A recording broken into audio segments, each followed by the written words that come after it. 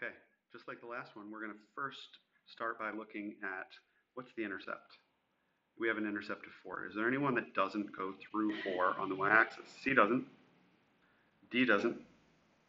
Those are both bad signs for those. In fact, those can't be correct because they don't have the right y-intercept.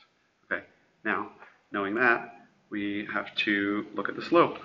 What is the slope of the line? The slope is negative 1. Really, if you see negative x, you know that it's negative 1x. So the slope is negative 1. B doesn't have a negative slope. B has a positive slope. It's rising as you go to the right. So that is incorrect. Now, always you want to verify your answer. The slope is negative 1 or negative 1 over 1. So if we start at 4, the y-intercept, and we drop 1, run 1, we're back on the line.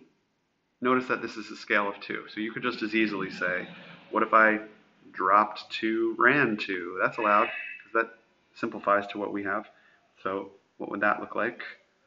You just get that out of there.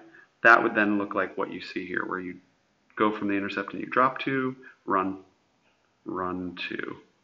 So that one works. Our answer is A, and we're going to be done.